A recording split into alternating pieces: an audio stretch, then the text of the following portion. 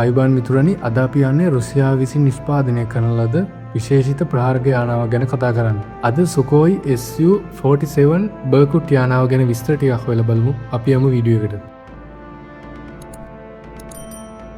මොකද ඔයා කැමති නම් මේ වෙනකන් අපේ channel එක subscribe කරලා නැත්නම් subscribe කරලා තියාගන්න. ඒ වගේම bell button එකත් ඔබලා තියාගන්න. මේ වගේ වීඩියෝස් දිගටම බලන්න අපිත් එක්ක රැඳිලා ඉන්න කියලා කියන්න කැමතියි. සුකෝයි Su-47 බර්කුට් යනු රුසියානු පර්යේෂණාත්මක ප්‍රහාරක ජෙට් යානයක් වන අතර එය ඉදිරියට නෙරා එන පරිදි සකස් කරන ලද පියාපත් නිර්මාණය සඳහා ප්‍රසිද්ධියට පත් වූ යානයක්. එයට අද්විතීය පෙනුමක් සහ වැඩිදියුණු කළ ගුවන් යානා තාක්ෂණයක් ලබා දීමට රුසියානු ඉංජිනේරුවන් කටයුතු කර තිබෙනවා. මේ බර්කුට් යන අන්වර්ථ නාමයෙන් හඳුන්වනු ලබන අතර එයින් අදහස් කරනුයේ ගෝල්ඩන් ඊගල් එනම් රන් රාජලියා යන්නයි. වර්ෂ 1980 දශකයේ අගභාගයේ සහ වර්ෂ 1990 දශකයේ මුල් භාගයේදී පර්යේෂණාත්මක ප්‍රහාරක යානයක් ලෙස නිර්මාණය කරන ලද මෙම යානය සුකෝයි නිර්මාණ කාර්යාංශය විසින් නිර්මාණය කරන ලදී. තම පළමු පියාසරිය වර්ෂ 1997 සැප්තැම්බර් 25 වෙනි දින සිදු කරන ලද අතර කිසිදා මහා පරිමාණයෙන් නිෂ්පාදනය ආරම්භ කර නොමැත.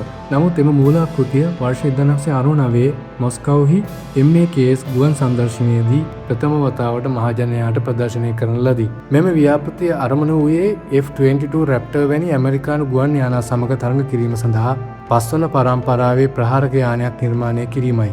අපි මේ F-22 රැප්ටර් යානා ගැන මීට කලින් වීඩියෝවක් කරලා තිනවා. ඔයා මේ වෙනකම් බලලා නැත්නම් මේ වීඩියෝ එක කැමති නම් බලන්න. මම කාඩ් එකක් වගේම ඩිස්ක්‍රිප්ෂන් එකේ ලින්ක් එකක් දාන්නම්. මෙම යානය මූලාකෘතියකට පමණක්ම සීමා විය. මේ සම්ප්‍රදායික නොවන පියාපත් නිර්මාණයක් දැකිය හැකි අතර උසස් උපමාරු හැකියාවක් සහ ඉහළ බරක් එසවීමේ හැකියාව යානයට ලබා දෙන බව කියවේ.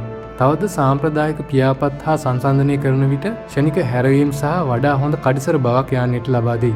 මෙහිදී රේඩාර් මඟහැර යාම සඳහා ස්ටෙල්ත් හැකියාව ලබා දෙමින් මෙම යානා නිර්මාණය කර ඇති අතර උසස් පියාසරි පාලන පද්ධතියක් දැකිය හැකියි. යානයේ පිරිවිතර ගැන අවධානය යොමු කිරීමේදී කාර්ය මණ්ඩලය සඳහා තනි නියම අසලක් දැකිය හැකි මෙහි දිග මීටර් 22.6ක් පමණද, පියාපත් සමග පළල මීටර් 16.7ක් පමණද, උස මීටර් 6.3ක් පමණද වෙනවා. උපරිම වේගය මැක් 1.6ක් එනම් ආසන්න වශයෙන් පැයට කිලෝමීටර් 1700ක් පමණ වන අතර එක්වරක් ඉන්ධන පුරවාගත් පසු මෙහියුම් පරාසය කිලෝමීටර් 3300ක් පමණ වෙනවා. මෙම යානා ඇලුකා සැටර්න් D30 M6 එන්ජින් දෙකකින් බලගැන්වේ. මෙම එන්ජින් වඩා වැඩි තෙරපුම් බලයක් ලබා ගැනීම සඳහා වැඩිදියුණු කිරීමට සැලසුම් කර තිබුණු නමුත් ව්‍යාපෘතිය අත්හිටුවන ලදී. උසස් ගුවන් යානා තාක්ෂණයක් සහ නියම කුටියක් මෙහි අන්තර්ගත කර ඇති අතර ෆ්ලයි බයි වයර් පද්ධතියක්ද මෙහි දැකිය හැකියි. මෙහි ආයුධ සහ හැකියාවන් ගැන සලකා බැලීමේදී Su-47 යානා සටන් ගුවන් යානයක් ලෙස සංවර්ධනය කර නොතිබුණද ඒ යම් ආයුධ ප්‍රමාණයක් මෙහෙයවීමට අදහස් කරන ලදී. ඒ අනුව මිලිමීටර් 30 GSH-31 තුවක්කුව ගුවනේ සිට ගුවනට මිසයිල් ලෙස R-77 සහ R-73 මිසයිල් සහ ගුවනේ සිට භූමියට මිසයිල් ලෙස ගුවනේ සිට භූමියට මිසයිල් එමෙන්ම බෝම්බ ලෙස KH-31 ගයිඩඩ් බෝම්බ ඇතුළු ආයුධ මෙහෙයවීමේ හැකියාව තිබිණි. උසස් ප්‍රහාරක ජෙට් තාක්ෂණයන් සඳහා පර්යේෂණාත්මක මාදිලියක් ලෙස Su-47 සංවර්ධනය කරන ලදී. ඒ රුසියාවේ ඊළඟ පරම්පරාවේ ප්‍රහාරක යානා සඳහා මිග් ගුවන් යානා පරම්පරාවට එරෙහිව නිර්මාණය විය. ව්‍යාපෘතිය ඉතා මිල අධික වූ අතර රුසියාව ඒ වෙනුවට සුකෝයි Su-57 යානා තෝරා ගන්නා ලදී. අපි මේ සුකෝයි Su-57 යානා ගැන මීට කලින් වීඩියෝවක් කරලා තියෙනවා.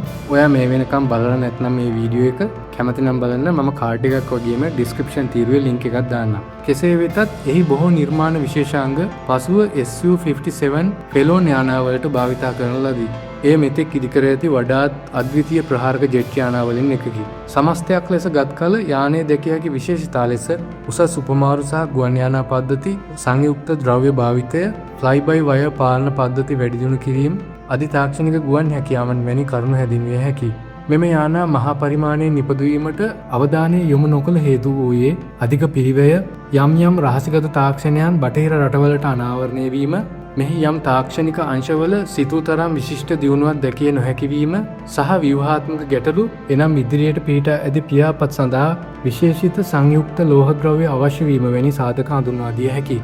අවසන් වශයෙන් Su-47 බර්කුට් යනු පර්යේෂණාත්මක ගුවන් යානයක් වුවද ඒ රුසියාවේ ඊළඟ පරම්පරාවේ ප්‍රහාරක යානා විශේෂයෙන් Su-57 ෆෙලෝන් යානා හැඩ ගැස්වීමේදී තීරණාත්මක කාර්යභාරයක් ඉටු කරන ලදී. ප්‍රහාරක ජෙට් නිර්මාණයන් වල ව්‍යුහාත්මක සීමාවන් අභිබවා යමින් මෙතෙක් ඉදිකරන ලද වඩාත්ම නව්‍ය ගුවන් යානයක් ලෙස මෙය ලෝක ප්‍රසිද්ධියට පත්ව ඇත.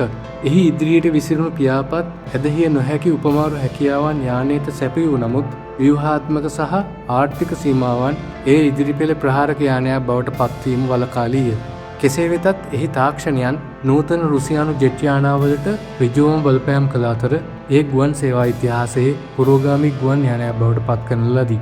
ඉතින් ඕක තමයි මේ Su-47 යානාවල විස්තර. මේ මාතෘකාව ගැන වීඩියෝ එකක් කරන්න කියලා ගොඩක් දෙනෙක් මගෙන් ඉල්ලලා තිබුණා.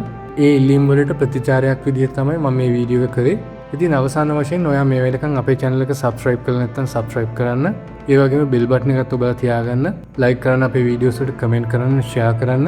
අපි නැවත දවසක මේ වගේ වීඩියෝ එකකින් හම්බෙමු. එහෙනම් ගිහින් එන්න. ජය වේවා.